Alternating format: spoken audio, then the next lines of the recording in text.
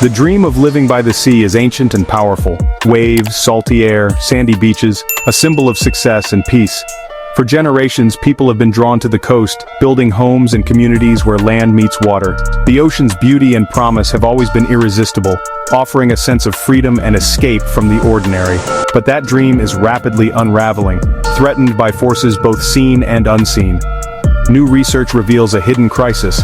Our coastal cities aren't just threatened by rising seas, they're sinking into them. The ground beneath our feet is shifting, and the danger is more immediate than we ever realized.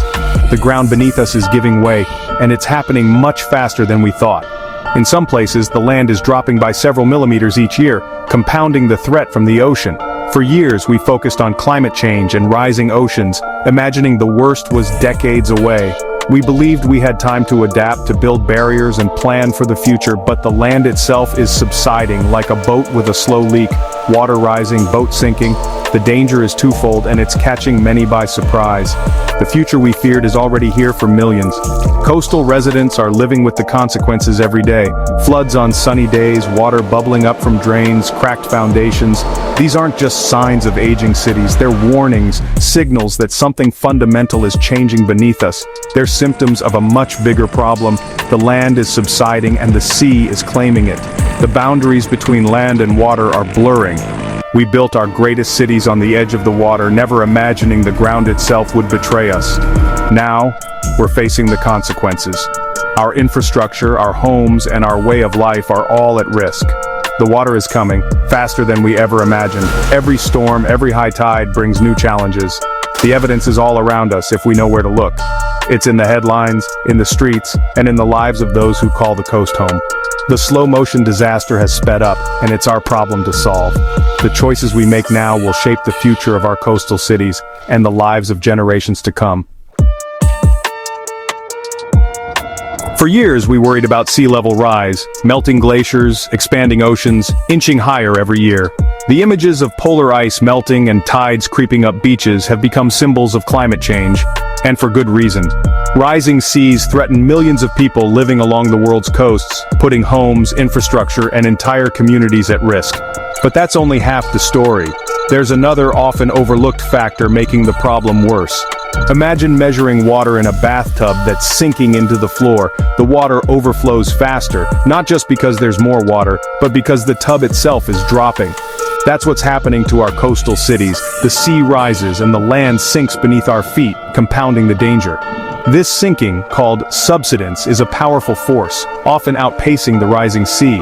It's caused by natural processes, but also by human activities like groundwater extraction and construction. In some cities, the ground drops by several inches a year, far faster than the global sea level rise. The effects are visible in cracked streets, tilting buildings, and shifting foundations. For many, subsidence is the main driver of flooding, turning heavy rains and high tides into disasters. Why didn't we notice sooner? Measuring land movement is local and difficult, requiring new technology like GPS and satellite radar to track subtle changes over time. Only recently have we combined this data, revealing the true scale of the threat. Now, we can see just how many cities are at risk. The danger isn't just from the ocean, it's from right under our feet, silently reshaping the land we depend on. Relative sea level rise, the combination of both forces, is what people actually experience, and it's often much worse than either alone. For homeowners, it doesn't matter if the water comes from above or below. The result is the same: flooded homes, lost memories, and costly repairs. The double threat is here, and it's accelerating. Understanding both rising seas and sinking land is crucial if we hope to protect our cities and our future.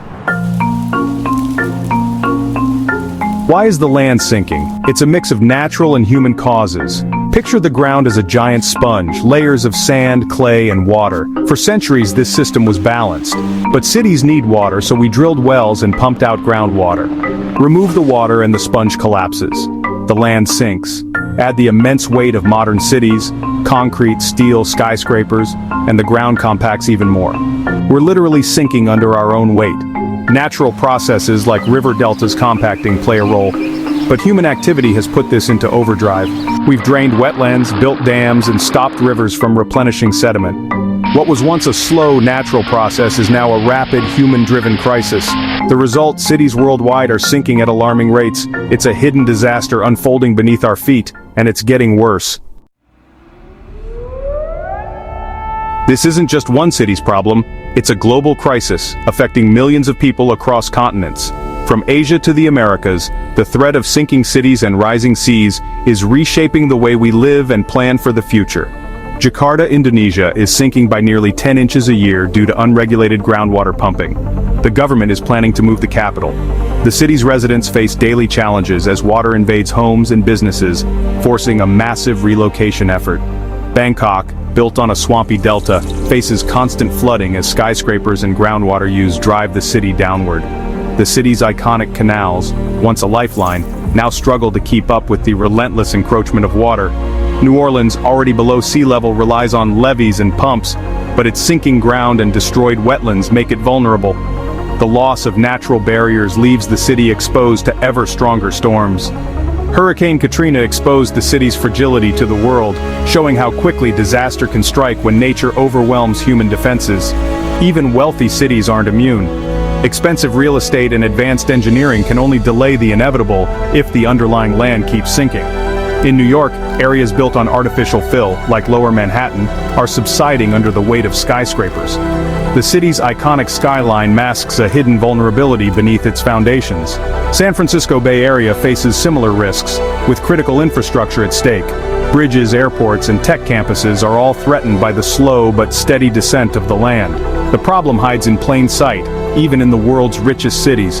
Most people go about their daily lives, unaware of the danger rising beneath their feet. Satellite data now reveals the true extent of subsidence.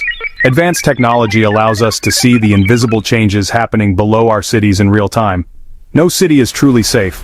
From iconic landmarks to everyday neighborhoods, the risk is everywhere. The crisis is global and it's accelerating.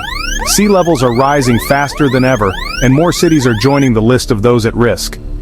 The water is coming for all of us. No matter where we live, the impacts of subsidence and sea level rise will shape our future. The time to act is now. Our response today will determine the fate of cities and the lives of millions for generations to come.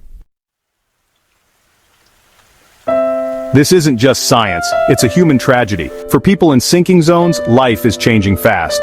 Flooding is now routine, not just during storms but with high tides or rain. Nuisance flooding ruins cars, damages homes, and disrupts daily life. Property values plummet, insurance becomes unaffordable or unavailable. Families face impossible choices, stay and fight or leave everything behind. Managed retreat feels like forced surrender, climate refugees in their own country. Communities in Louisiana and Virginia are already planning relocations. The emotional toll is immense: grief, anger, and a sense of abandonment. The stress and uncertainty affect mental health, creating anxiety and depression. The sinking of our cities tears at the social fabric. It leaves deep scars on those forced to move. The cost is measured in lost homes, lost history, and broken communities. Cities aren't giving up, they're fighting back with old and new ideas. Traditional defenses include seawalls, levees, and floodgates. Massive, expensive, and sometimes damaging to ecosystems. New York is planning billion-dollar barriers. London and St. Petersburg already have them. But concrete isn't the only answer.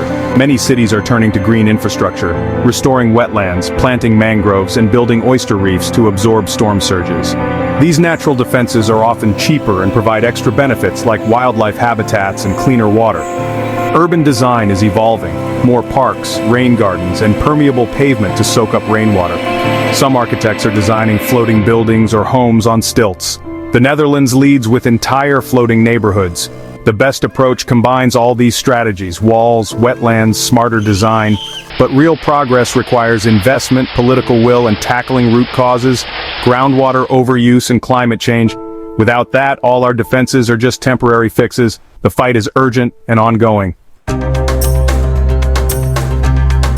The science is clear and the evidence is on our streets.